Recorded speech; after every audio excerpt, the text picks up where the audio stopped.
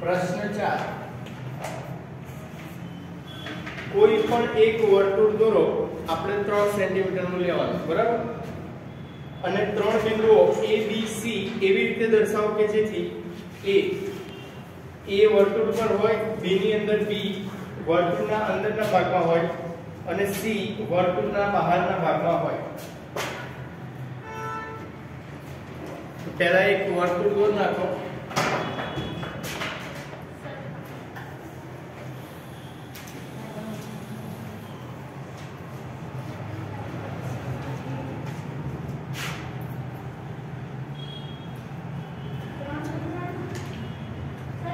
હા 3 લઈ લો એટલે સરખા જ આવે બધા.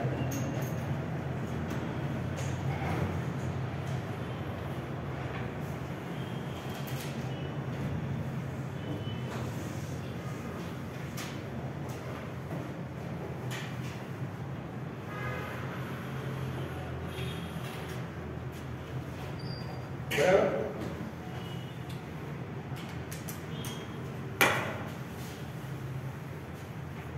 પછી શું કીધું છે? જો પહેલું એ વર્તુળ પર હોય, પહેલા તો આ કેન્દ્ર O એ ની અંદર કીધું છે એ વર્તુળ પર હોય એટલે કોઈ પણ વર્તુળ પર કોઈ પણ જગ્યાએ ડોટ કરીને એ દર્શાવવાનું. આ રીતે જો ડોટ કરવાનું, ઘાટું થોડું, અને એ દર્શાવવાનો. તો પછી લખવાનું બિંદુ A વર્તુળ પર છે.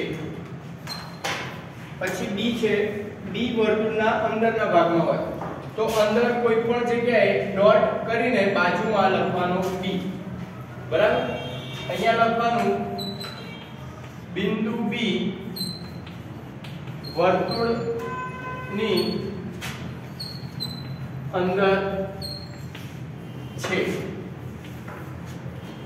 પછી C વર્તુળના બહારના ભાગમાં હોય તો વર્તુળની બહાર કોઈ પણ જગ્યાએ C લખવાનું ડોટ કરીને.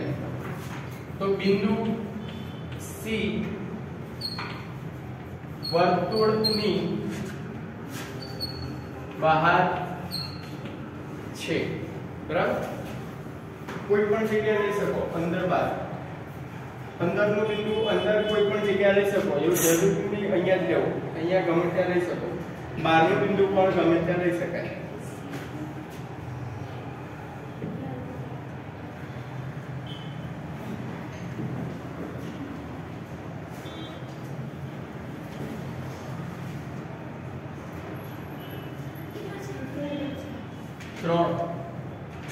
કોઈ માપ કીધું નથી, પણ આપણે દરેકને સરખું આવે એટલે માપ કીધું છે 3 સેન્ટીમીટર.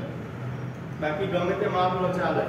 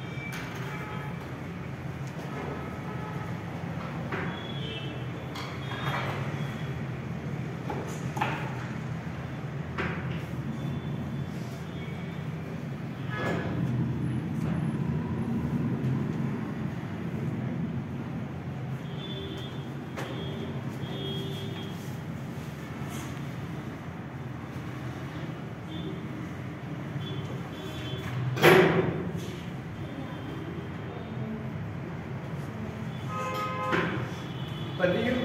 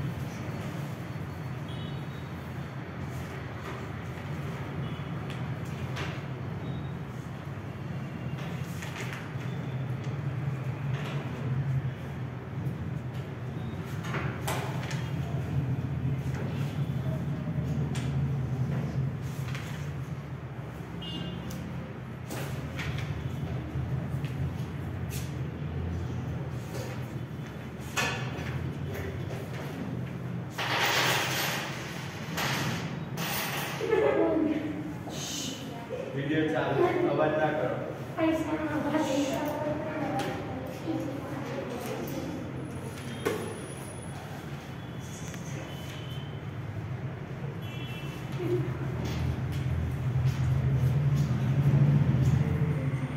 પતી ગયું?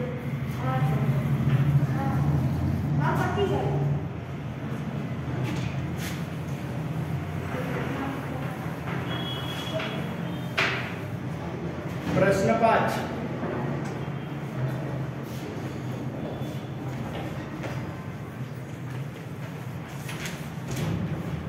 A અને B કેન્દ્ર હોય તેવા સમાન ત્રિજ્યાવાળા બે વર્તુળ એવી રીતે દોરો કે તેમાંનું દરેક બીજા વર્તુળના કેન્દ્રમાંથી પસાર થાય. જો આની અંદર 2 સેન્ટીમીટર લઈ લો માપ.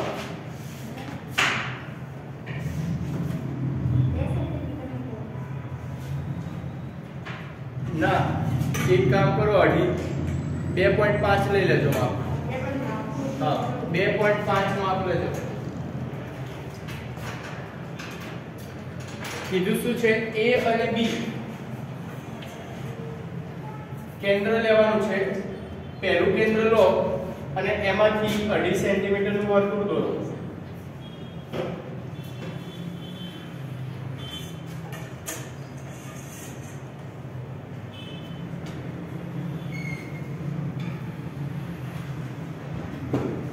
અને આટલું જ માપ લઈને બીજું વર્તુળ દોરવાનું છે.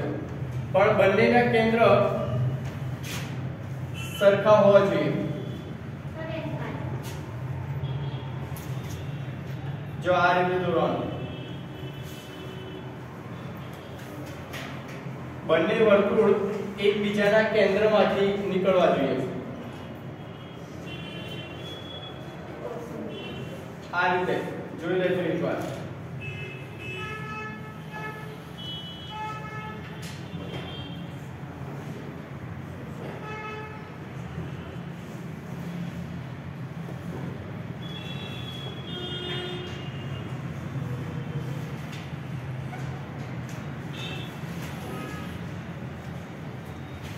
આ રીતે ખબર પડી?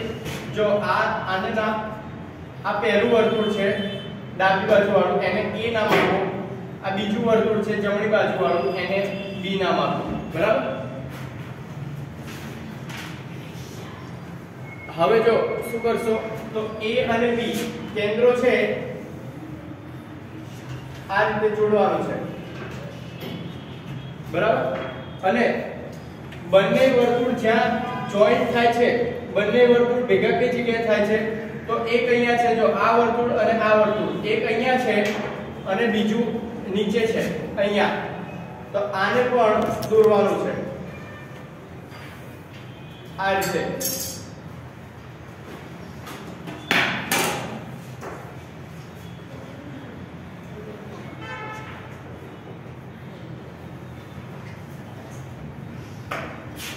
આને C નામ આપો, આને D નામ આપો. આ કેન્દ્ર O ના, કેન્દ્ર નહીં બને. બંને જ્યાં જોઈન્ટ થાય એને P નામ આપો.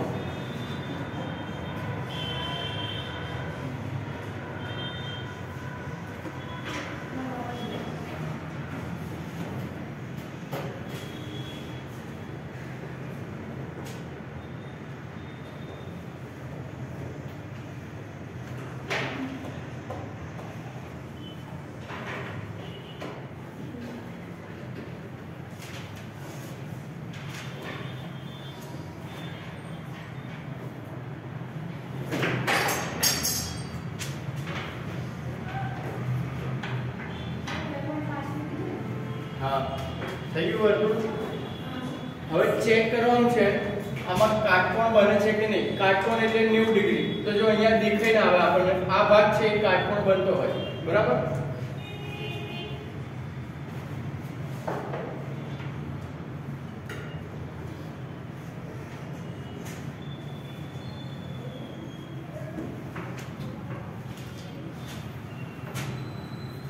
ખૂણો પહેલા તો લખવાનું એક કેન્દ્ર વાળું વર્તુળ અને બી કેન્દ્ર વાળું વર્તુળ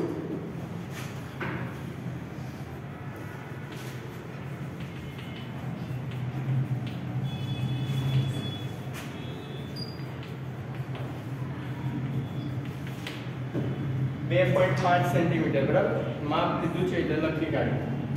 બી કેન્દ્ર વાળું એ કેન્દ્ર વાળું વર્તુળ અને બી કેન્દ્ર વાળા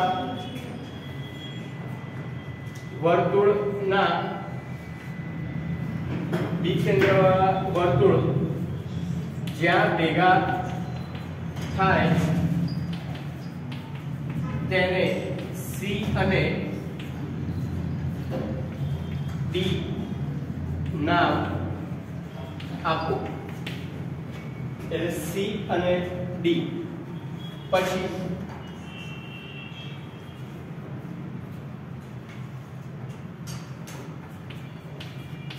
AB દોરો અને CD ને જોડો. રેખાખંડ AB દોરો અને રેખાખંડ CD ને જોડો. એટલે આ રીતની આકૃતિ રેડી થઈ જશે. બંને છેદે અહીંયા AB અને CD છેદે તેને P નામ આપો. AB અને CD છેદે તેને P નામ આપો. હવે કોણ માપકથી ખૂણો APC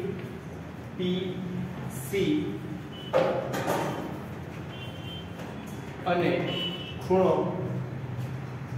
CPB માપો.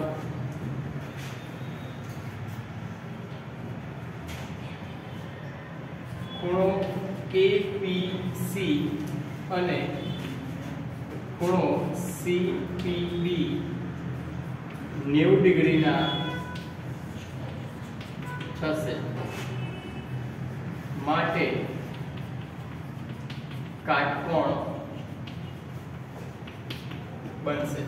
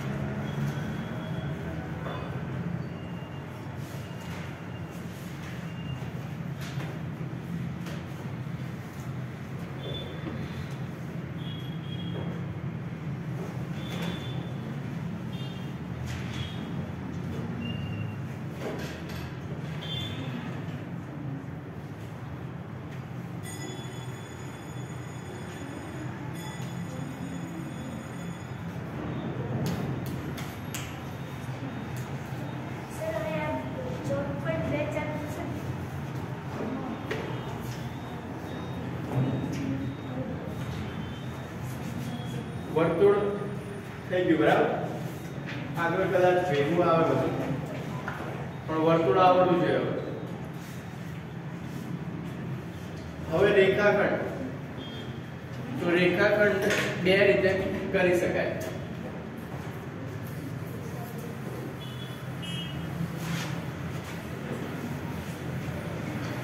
એક ફૂટપટ્ટીથી અને બીજું પરિકર અને ફૂટપટ્ટીથી, બરાબર? તો જો 5 સેન્ટીમીટર 10 સેન્ટીમીટર નું કીધું હોય રેખાખંડ, 10 સેન્ટીમીટર નો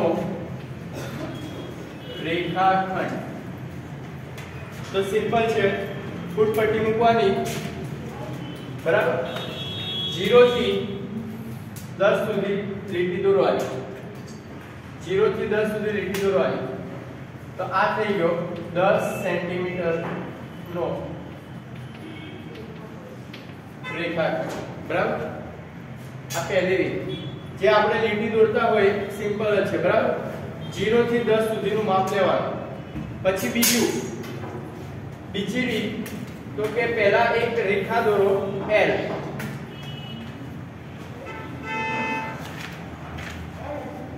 એનું નામ ગમે તે આપો એમ, બરાબર?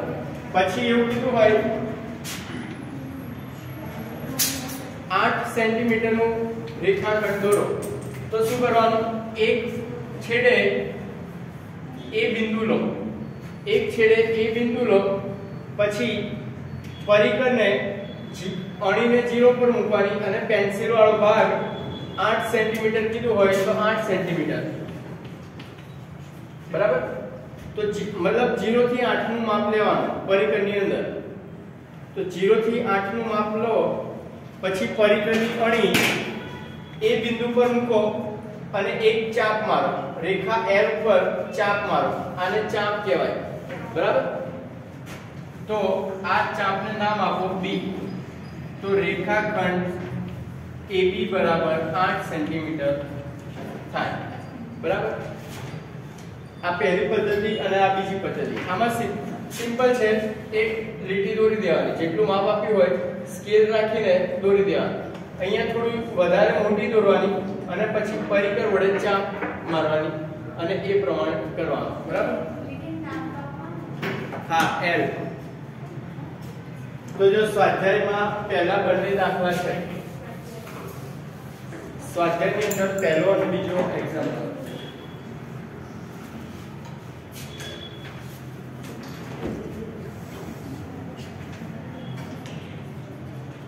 સ્વાધ્યાય 14.2.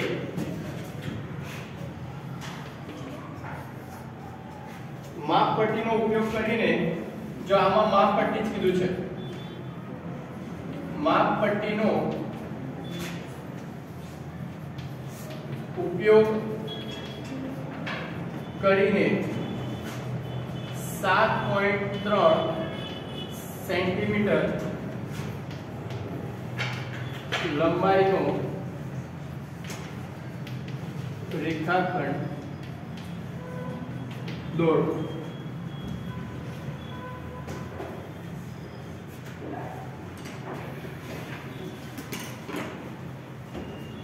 તો માપપટ્ટી યુઝ કરવાની છે, એટલે સિમ્પલ 0 થી લઈને 7.3 સુધી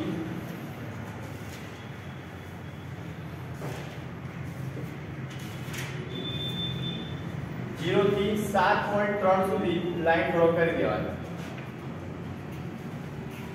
0 7.3. આ સમજવા માટે, બરાબર? આ સમજવા માટે ખ્યાલ આવે એટલા માટે.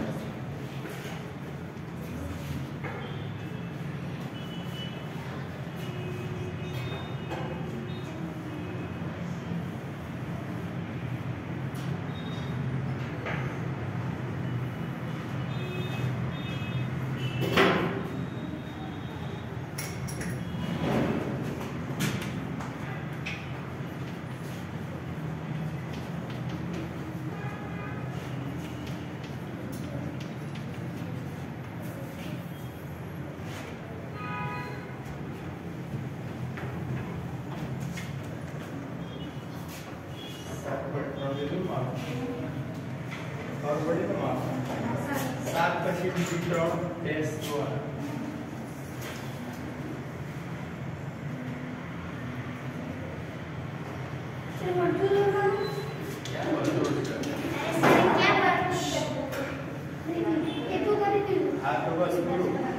વર્તુળ પતી ગયું. આ રેખાખંડ આયા 25 સ્કેલ ફૂટપટ્ટી. સર એ બધું કરી દીધા ને હા એટલે બધી કરી મૂકી દઈએ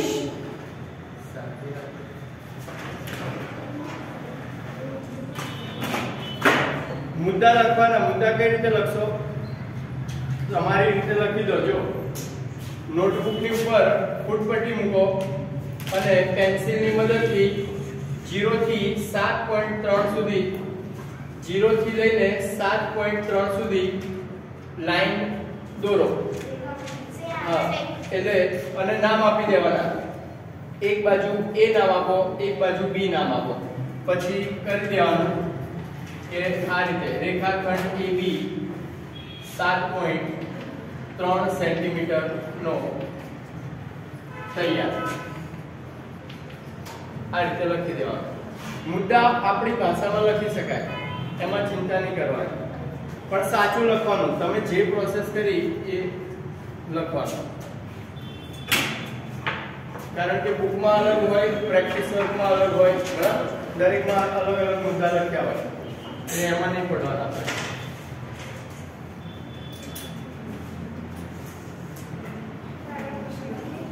હા એના પછીનો પ્રશ્ન નંબર 2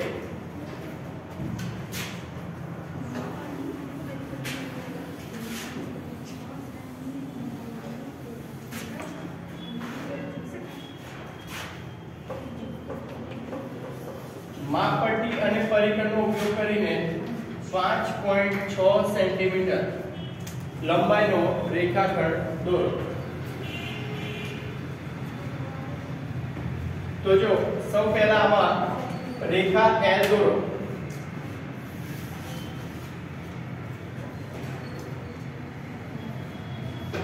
રેખા L દોરો અને રેખા L ઉપર કોઈ એક બિંદુ જેને A નામ આપો બરાબર રેખા L પર એક બિંદુ લો જેને A નામ આપો હવે પરિકરની મદદથી 5.6 સેમી પરિકર અને ફૂટપટ્ટીની મદદથી પરિકરની અંદર 5.6 સેન્ટીમીટર નું માપ લો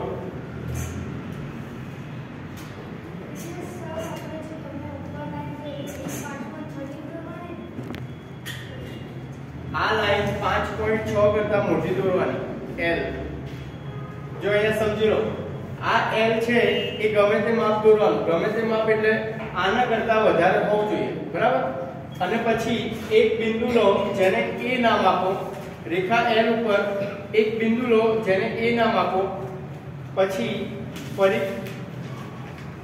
પરિકરમાં 5.6 સેન્ટીમીટર નું માપ લો હવે પરિકરની અણી A પર રાખો અને રેખા L ઉપર એક ચાપ મારો 5.6 સેન્ટીમીટર નો એક ચાપ મારો હવે આ ચાપને જ્યાં છેદે ત્યાં B નામ આપો બરાબર તો આ શું બની જશે રેખાખંડ AB બરાબર 5.6 સેન્ટીમીટર રેખાખંડ AB બરાબર શું થશે 5.6 સેન્ટીમીટર સિમ્પલ છે એકવાર ટ્રાય કરશો એટલે આવડી જશે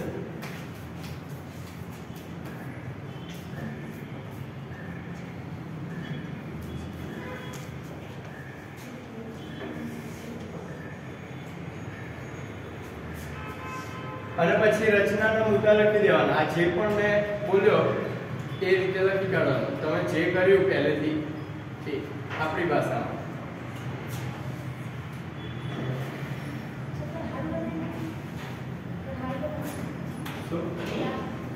હા લખી કાઢો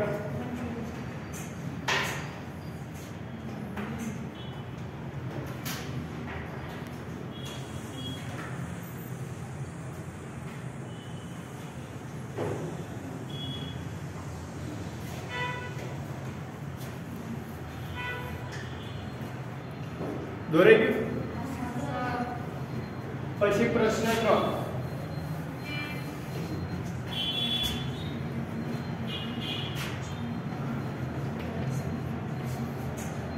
પ્રશ્ન 3 7.8 સેન્ટીમીટર લંબાઈનો AB રચો જો આમાં ડાયરેક્ટ કીધું છે પ્રશ્ન 3 માં 7.8 સેન્ટીમીટર લંબાઈનો AB, તો પહેલા તો 7.8 સેન્ટીમીટર નો એક રેખાખંડ દોરી દો.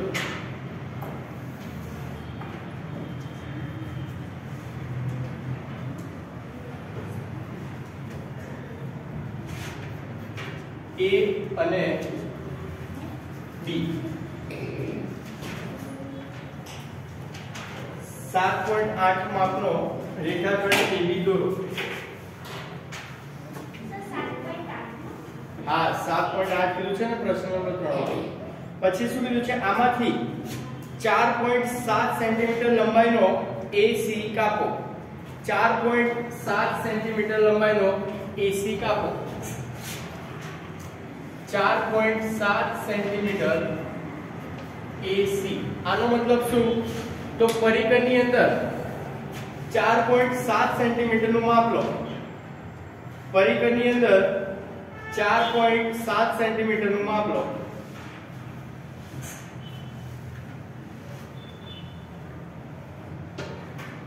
હવે જો શું કીધું છે AC કીધો છે બરાબર. AC તો A આપણને અહીંયા આપેલો છે, તો A ને કેન્દ્ર રાખીને આ જે માપ લીધું 4.7 એટલા માપનો ચાપ દોરવાનો.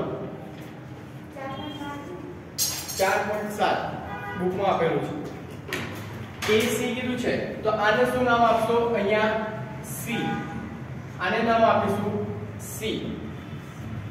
પછી શું કીધું છે આગળ? BC માપો. 4.7 સેન્ટીમીટર લંબાઈનો AC કાપો અને પછી કીધું છે BC માપો. તો BC એટલે આ જે વધ્યો ભાગ, આટલો ભાગ માપવાનો બરાબર. તો એ તમે ફૂટપટ્ટીની મદદથી વ્યવસ્થિત માપી શકો. જે માપ આવે એ લખી કાઢવાનું.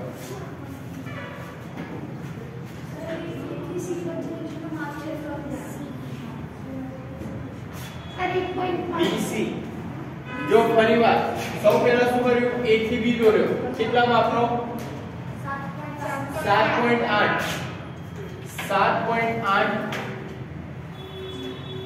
સેન્ટીમીટર નો શું દોર્યો? AB રેખાખંડ બરાબર. A થી B કેટલો હતો? 7.8. પછી પરિઘની અંદર 4.7 સેન્ટીમીટર નું માપ લીધું અને A ને કેન્દ્ર રાખીને અહીંયા ચાપ માર્યો. એટલે આટલો ભાગ કેટલો થયો? 4.7. ટોટલ ભાગ કેટલો હતો આટલો? તો 7.8 બરાબર. હવે 7.8 હતો, એમાંથી 4.7 નો આપણે ચાપ માર્યો. પ્રશ્ન એવો કીધો છે તો BC બરાબર કેટલા? એટલે BC વાળો ભાગ કેટલો છે? આટલો ભાગ બરાબર. તો આટલો ભાગ માપવાનો. તો આમાંથી આટલા જાય તો કેટલા વધશે? BC બરાબર 3.1 સેન્ટીમીટર થશે બરાબર. BC બરાબર 3.1 સેન્ટીમીટર થશે. જો અહીંયા સમજાવો કીધું તો શું? એક લાઈન આપેલી આપણને, એમાંથી આટલી લાઈન બાદ કરવાની છે. મોટી લાઈન છે એ આટલી છે, એમાંથી આટલી લાઈન બાદ કરવાની છે. તો આ જે વધી લાઈન એનું માપ શોધવાનું છે. એ વધેલી લાઈન એટલે આપણો BC બરાબર.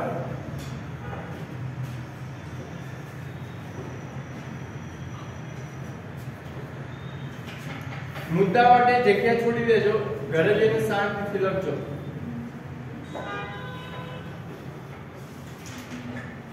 મુદ્દાની જગ્યા છોડી દો, ઘરે જઈને શાંતિથી લખજો વ્યવસ્થિત.